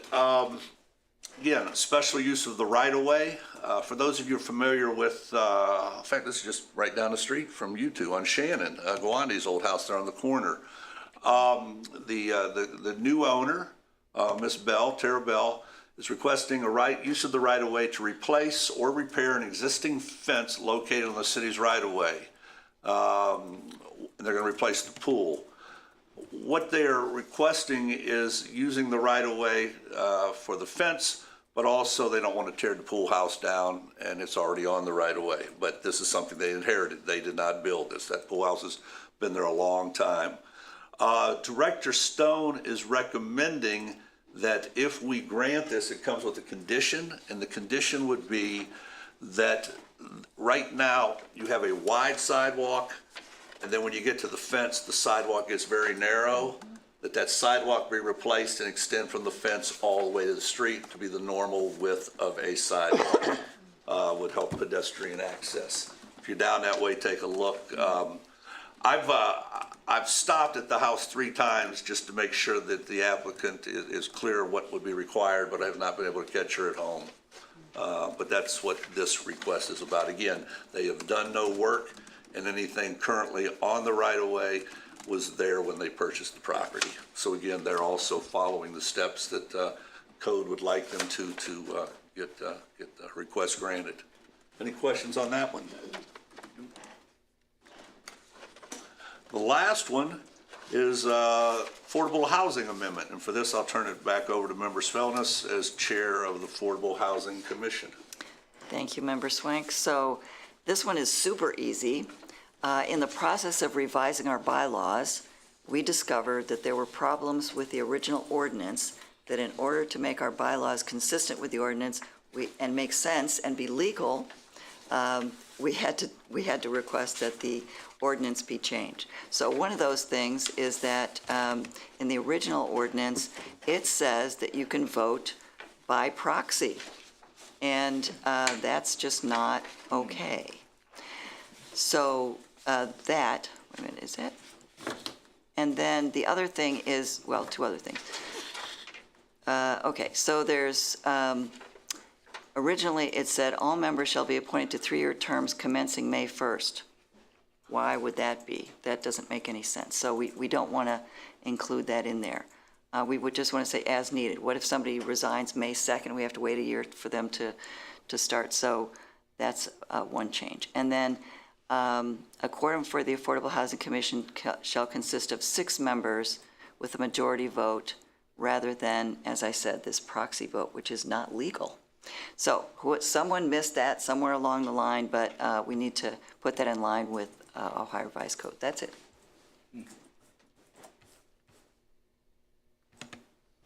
Quick question. It's your committee. Yeah. Did we ever figure out why on our website it says that that there should be a member from the city school district? Yes. We have no idea. It just sort of appeared out of nowhere. Okay, because it references the ordinance. Yes, and thank you for bringing that to our attention, but it's wrong on our website. It's never been in any ordinance. Debbie said it may have been a discussion at some point, but we have no idea how it got there. Okay. So hence why we don't even have to talk about that. We just cross that right out. Sounds good. And Scott's fixing that. I So just have to see it just up trying to there. make everything in line legally and actually matching with the ordinance. That's it. And I must say, having attended a couple of their meetings, the Affordable Housing Commission is fully operational and moving full steam ahead. So appreciate your leadership with that. Thank you. That concludes the Planning and Development Committee meeting this evening. Excellent, thank you, Member Smike. Next up is the Transportation Committee, chaired by Member Spielness. Okay, this one again is really easy, and I got some clarification on this, which actually made me very excited.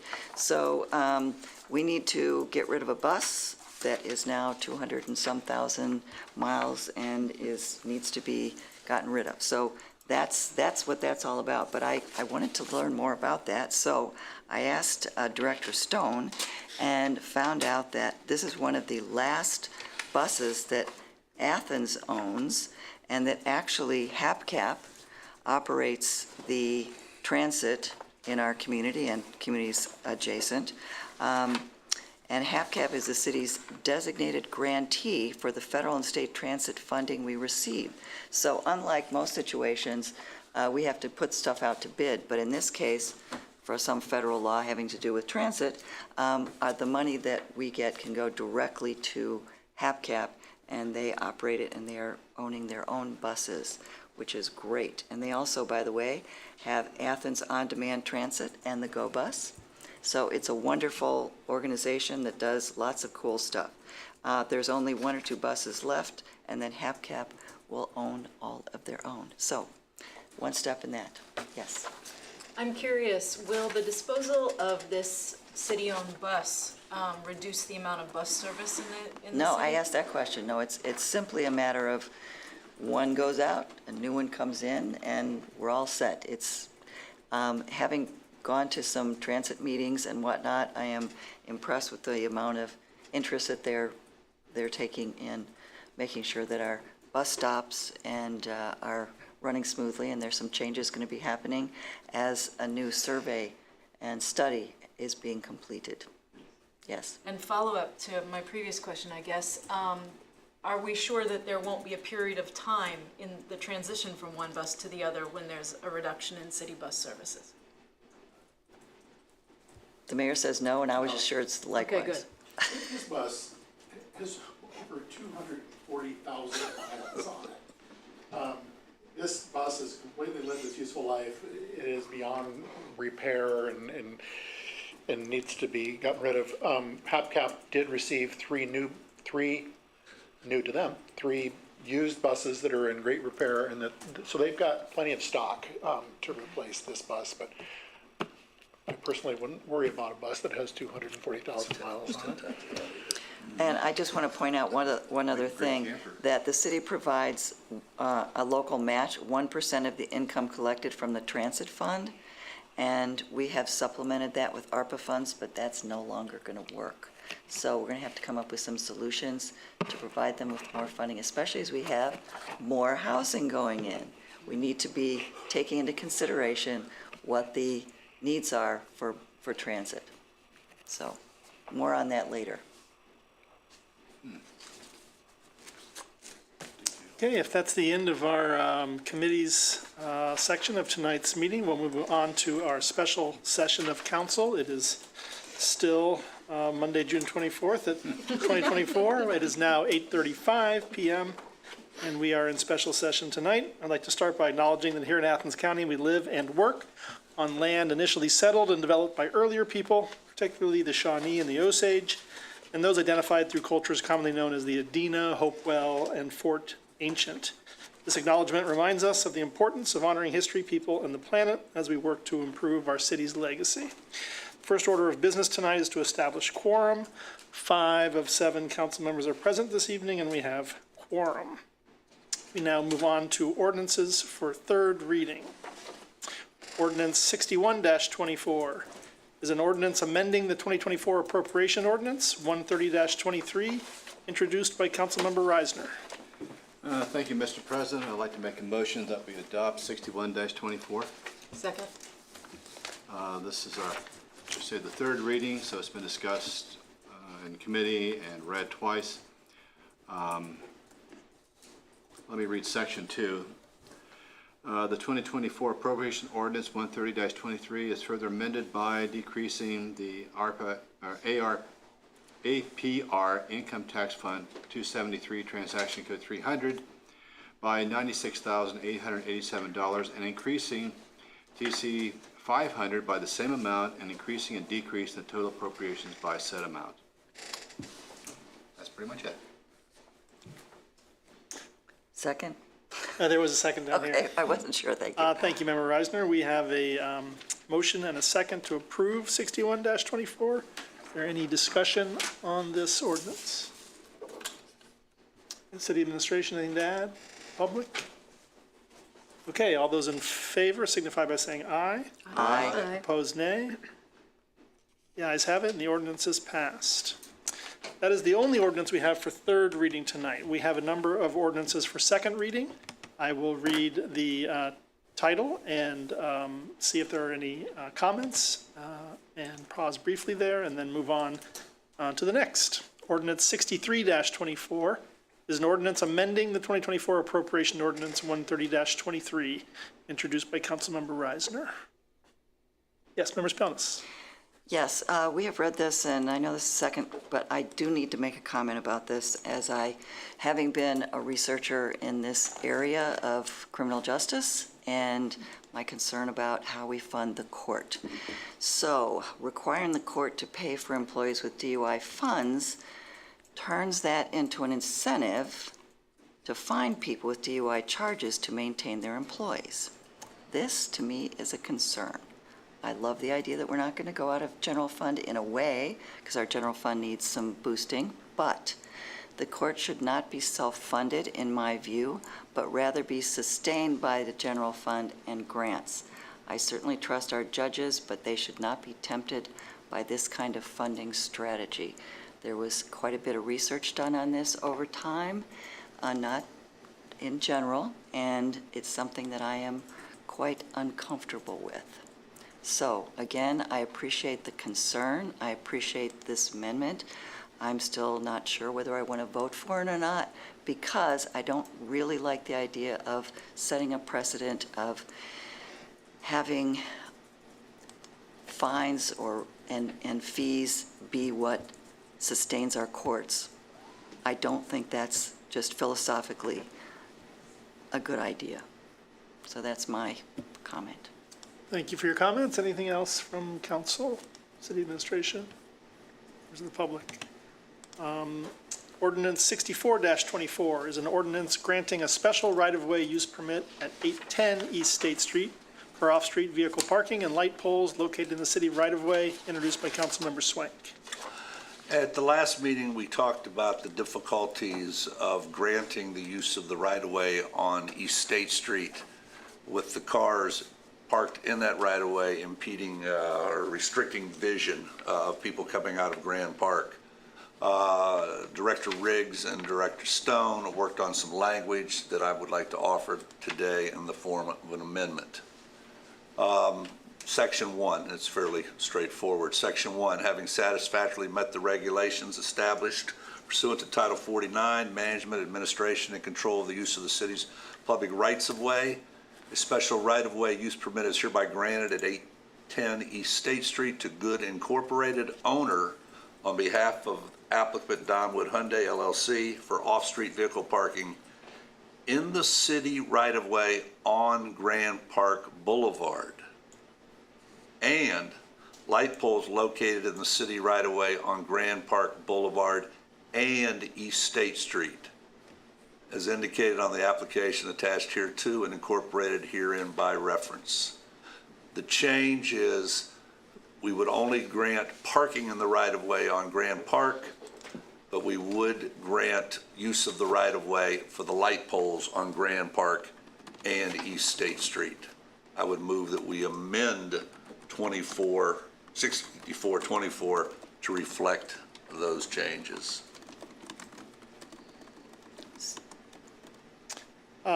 Quick protocol question. These are not included in these amendments are not included in what we're looking at tonight on our drive, correct? We just got these today. Okay. Yes, sir. Member Clodfelter, do you want to? I'm just curious, in terms of the right-of-way for the lights on East State Street, is there reason to believe that having lights placed on East State Street would add to the concerns that immediate residents have about light pollution at night? On East State Street, there are no homes. Right, but is Within- it possible if those lights are tall that they could shine into those windows? Well, the lights on East State Street are actually positioned this way, Okay, and it's a good 100 to 150 yards till you would get to houses. That said, today Code visited the property because there are two sets of lights here. There are the lights associated with the Hyundai dealership, and there are lights in the property that we want to change zoning that we talked about last week. And mitigation efforts have started as we speak. great. I also visited the Hyundai dealership today and met with the new general manager, who is extremely interested in working with the neighborhood to, one, make it safe to come out of Grand Park, but also to deal with the lights. The lights really aren't his issue, that's further down, but he immediately instructed his people to get the cars moved into the right spot. Excellent. Yeah. And what it boils down to is they are no longer going to park in the right-of-way on State Street, and secondly, they're on the corner, they're not going to put the high-profile vehicles there any longer. Great. So, yeah. And I gave him a copy of this, he said, this works for us. So right now, we have a motion to amend 6424 with the additional language provided by Member Swank, which is, quote, "in the city right-of-way on Grand Park Boulevard," and, quote, "on Grand Park Boulevard and East State Street." Is there a second to Member Swank's motion to amend 64-24? I'll second. We have a motion and a second. Any additional discussion from council members on this? Law Director, do I ask for city administration input before doing a vote on the amendment, or do I do? I don't think there is any. Mayor, okay. This actually came, I think, from David Riggs from Code Office. Okay. He was instrumental in drafting this language, so. Okay, all those in favor of the amendment to 64-24 signify by saying aye. Aye. Opposed, say nay. The motion is adopted, and 64-24 has been read for the first time. Okay. Thank you, Member Swank. Okay, yes. So we will now be moving on to ordinances for first reading. Ordinance 66-24 is an emergency ordinance authorizing the mayor to execute a participation agreement in the new national opioid settlement reached by the state of Ohio with the Kroger Company, and acknowledging that allocation and distribution of potential settlement funds will be pursuant to the One Ohio Memorandum of Understanding, available at https://nationalopioidsettlement.com, to accept the terms of the One Ohio settlement and declaring an emergency. This is introduced by all council members. Mayor, would you like to speak to this? I can. I received this, I believe, 2 weeks ago, a week and a half ago. This came to us, again, it's participating in this agreement, much like we did with previous opiate-related ordinances, to where we are already receiving settlement fundings that are coming into the city's coffers. This would be very similar to that. Law Director, I don't recall whether we need to suspend this tonight in order to. We can't suspend. Well, tonight. it can't We be have enough suspended people. tonight, So it's due on the 12th, and I think that the first reading, then you can ask to have rules suspended. So you can go ahead and. Second reading? second reading. That's right, second, I'm sorry. Okay. Just so we have time to sign it, because I'm the signator on that, and then to get it off to be included with what I'm sure is going to be a large number of municipalities, much like there were with the other cases. Member Cloudfelder? If I may pose a question to the mayor, in the interest of clarification for the community, what is Kroger's role in this? Are they on our side? Are they the opposition? Can you just clarify? Sure, well, they will be the defendants in this Yeah, moving okay. forward, much like the Walgreens, CVS, and other pharmacies, which was another case that we were included in moving forward. So no, it would be us seeking relief from the damages done from the sale and distribution of opiate substances. Like I said, we are receiving money through One Ohio, which we have in a dedicated fund line for use with programs that are designed to help relieve those who are having to deal with the impacts of the opiate industry. Thank you. So I'm not going to read all the whereases, but I will read the sections of this ordinance. Be it ordained by the Council of the City of Athens, Ohio, Section 1, Athens City Council does hereby authorize the mayor to execute a participation agreement in the new national opioid settlement reached by the state of Ohio with the Kroger Company and acknowledging allocation and distribution of potential settlement funds pursuant to the terms of the One Ohio Memorandum of Understanding.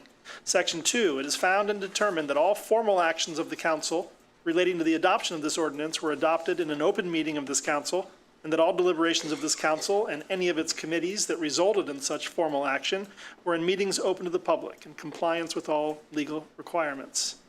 Section 3, this ordinance shall be an emergency measure necessary for the preservation of the public peace, health, welfare, and safety of the city of Athens, Ohio, in order to ensure prompt pursuit of funds to assist in abating the opioid epidemic throughout Ohio, and it shall be in full force and effect upon its passage and approval by the mayor.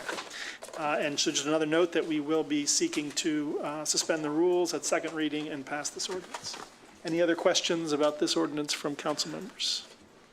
Anything from the public? Okay, thank you. Moving on to ordinance 67-24, an ordinance amending ordinance 108-17, the Athens City Affordable Housing Commission, introduced by Councilmember Spianis.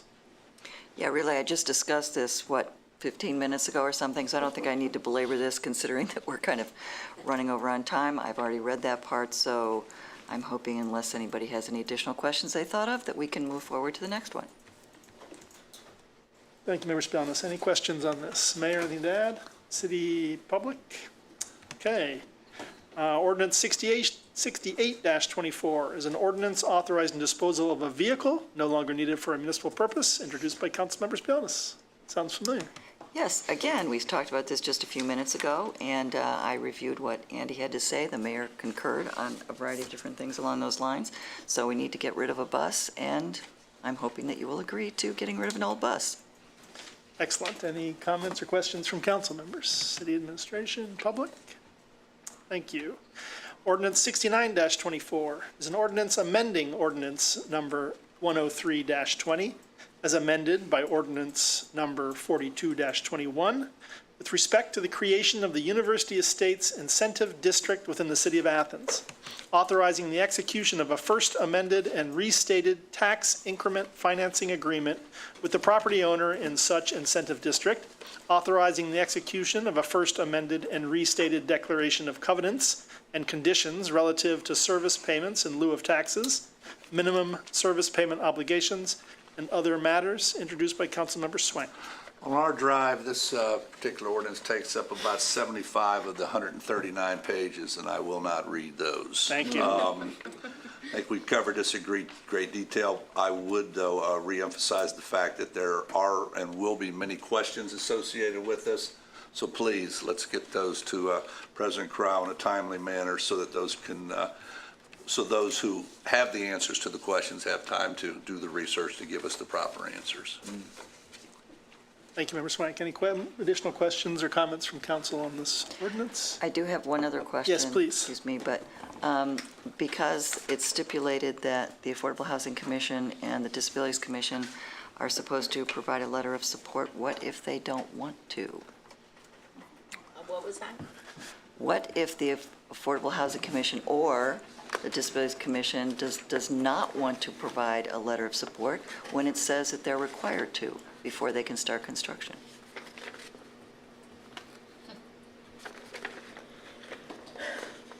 I'll look at that and have to answer that question. I thought I'd give you plenty of time. Thank you. Thank you for pointing that out, Member Spelnis. So, a point of order, Please. to that point, second reading would be the first Monday in August, third reading would be the third Monday in August. Will both of those organizations be meeting at least once before that third reading, if not twice? Yes. Okay. So since you're in charge of one, if you get red flags on the first one, let us know so we can address those concerns. And I've already contacted one of the leaders of the Disabilities Commission, and they have a meeting on these kinds of issues the 12th of July, and then I think their monthly meeting is, I believe, the 17th. So I guess I would ask the mayor if either one of those meetings would require additional information from the administration. Would it be possible for your office to make someone, the appropriate person, available? Absolutely. Great, thank you. Any questions from the public on this item? Okay. Ordinance 70-24 is an ordinance authorizing the mayor to enter into an economic development revolving loan fund administration agreement with the Ohio Development Services Agency, introduced by Councilmember Reisner. Thank you, Mr. President. You read the title. Let me get into the whereas.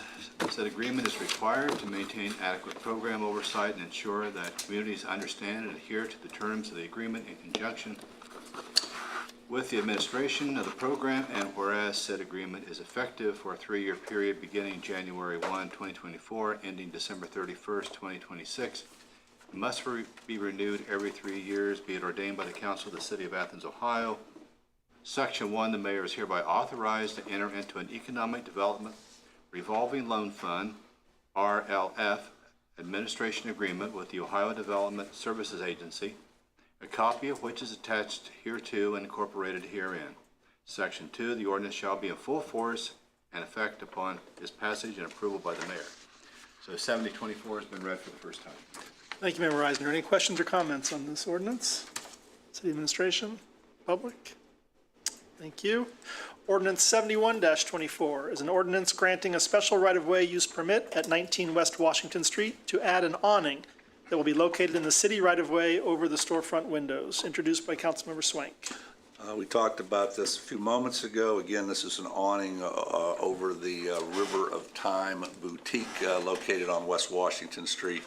In case you're curious as to where the title or the name of that business came from, it was actually the title of Yorma's album back in 2009 by the same name. So that's the tie-in. Thank you, Member Swank. Any questions on this first reading of this ordinance? City administration, public? Thank you. Ordinance 2072-24 is an ordinance granting a special right-of-way use permit at 85 Elmwood Place to replace, repair an existing fence and pool house located in the city right-of-way on Shannon Avenue, introduced by Councilmember Swank. Again, appropriate request for the use of the right-of-way. It does come with a condition, though, to make the sidewalk along that fence same width and same condition as the other sidewalks in town that are in good shape. Thank you, Member Swank. Any questions or comments on this ordinance? City administration, public? Yes. I'm Rob Delac, I live on Morris Avenue here in the city, and as a member of the city council's task force on pedestrian accessibility and bicycling. I appreciate that the administration took a look at this and included the condition. That sidewalk is not usable, basically, and it needed to be repaired and widened is perfect. So I think that'll solve a problem that's existed for a long time in this location. I appreciate the due diligence of the administration to look at that and include it. Thank you. Thank you. Any additional comments? Ordinance 73-24 is an ordinance authorizing all actions necessary to accept Sustainable Ohio Public Energy Council, SOPEC, community grant funds for solar project, introduced by Councilmember Reisner. Thank you, Mr. President. You've read the title. I'll skip the whereases. It's pretty much boilerplate. Section 1, Athens City Council hereby accepts SOPEC's community grant funds in the amounts of $41,100.75 for a rooftop solar project and supporting roof structure located at the Athens Armory, 2 West Carpenter Street, as approved by the SOPEC General Assembly in accordance with Resolution GA 24-21, attached hereto and incorporated herein by reference.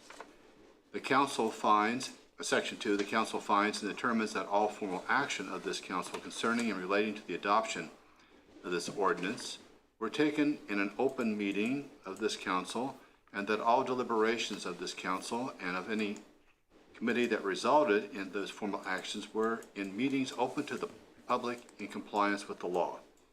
And then Section 3, the ordinance shall be in full force and effect at the earliest moment permitted by law upon its passage and approval by the mayor. It's read for the first time. Thank you, Member Reisner. Any comments or questions on this SOPEC community grant? Public? Please, thank you.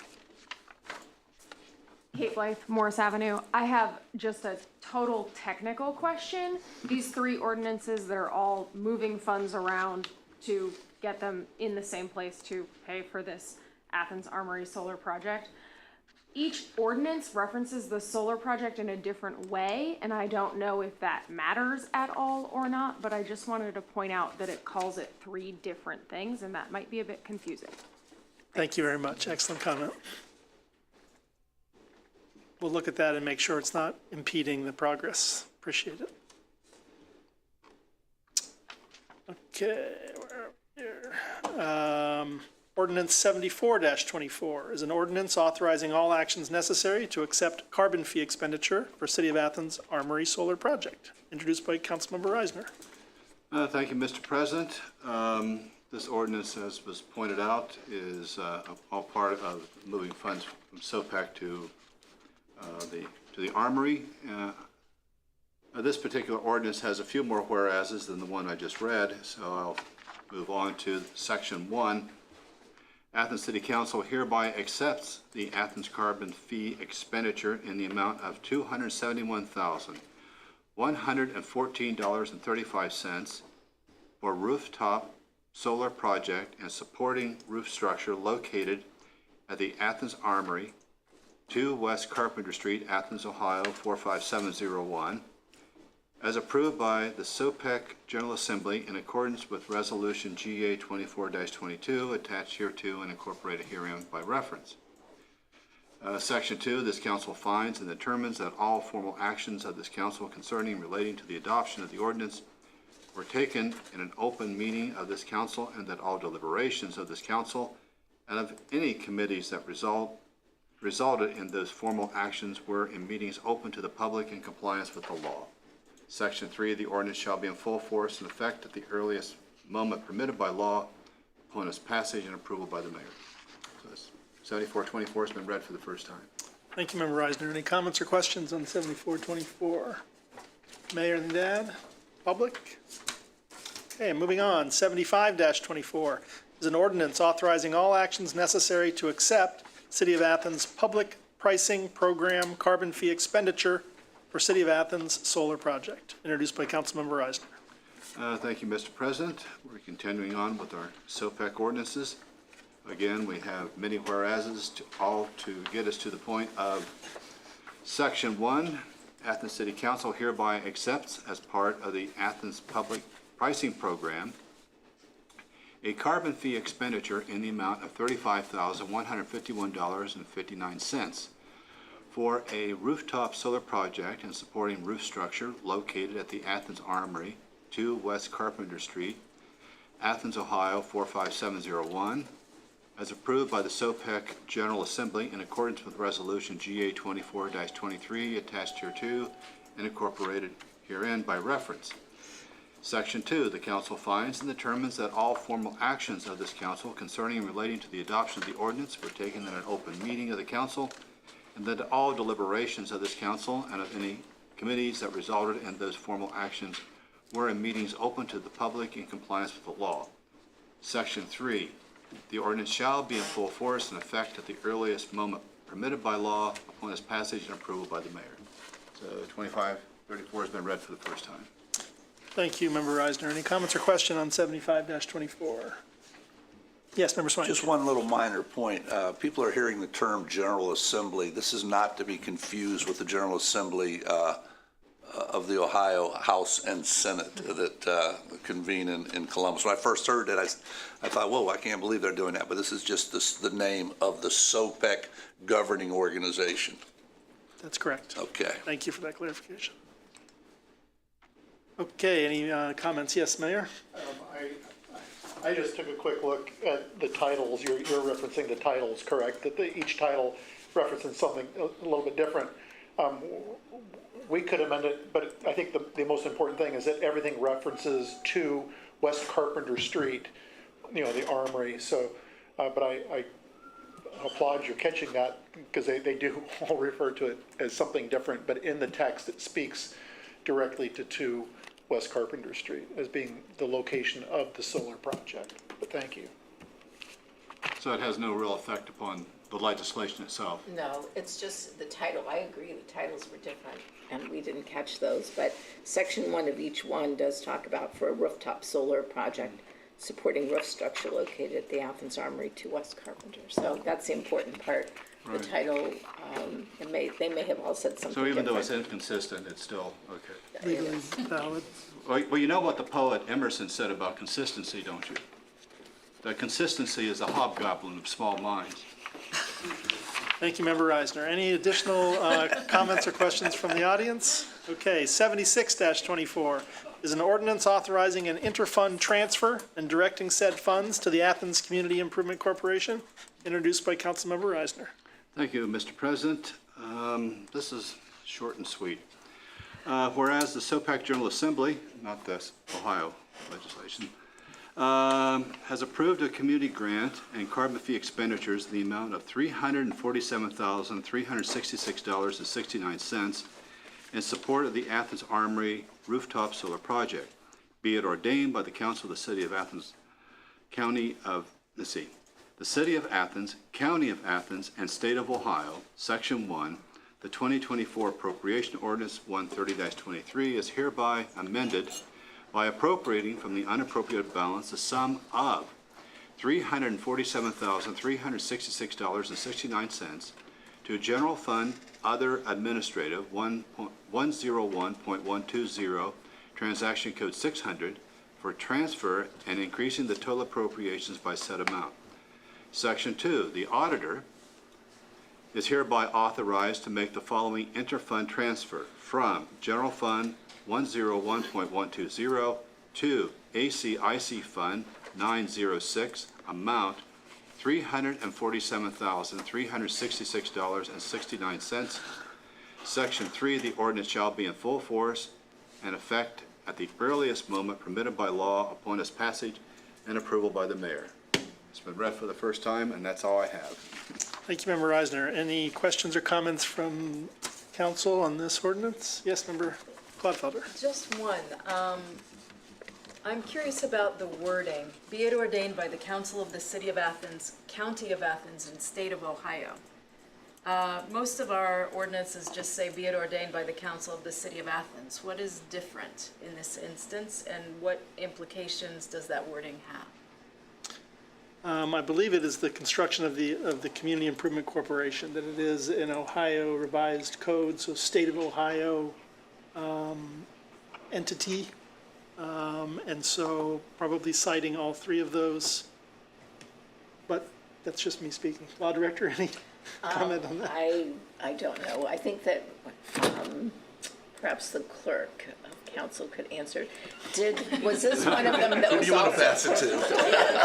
was this also provided by SOPAC? SOPAC provided us with sample ordinances. No. Okay. And It doesn't matter that it's included in there. It just clarifies that the city of Athens is in Athens County in the state of Ohio, and I'm not sure why it was added. okay, but there are no legal implications? No, none. United States of America, Western Hemisphere. Mayor? I'm going with President Crowell's explanation as to why that is. Because Ohio Revised Code says you can create these. Yeah. I don't know. Quick question. Yes, Member Swank? Quick question for the auditor. She thought she'd get out of here without any tonight. We get down here and we see the word general fund. As I understand this, this is grant money, this is money returned, and the fee that the citizens of Athens have paid, and therefore has no bearing, no effect on our general fund and reserves and all of that, just kind of a pass-through. Yes, and this is another point I was going to go ahead and make about the transfer of funds. The city of Athens does not own or regulate the CIC. It's a separate entity, and we're highly involved. I'm the treasurer of the CIC, but that's why it's not just the city of Athens moving money. The CIC is not really within the city, and the bookkeeping we do for that is separate. It's not included in our funds. So I know we're sort of interwoven with it, but it's a separate entity on its own, actually. And so it is separate from our tracking in our finance reports. Any other questions or comments? Prior to adjournment, I'll just say, Member Eisner, that my father would have appreciated your Emerson quote, so thank you for that. And we are adjourned at 9:08. Thank you.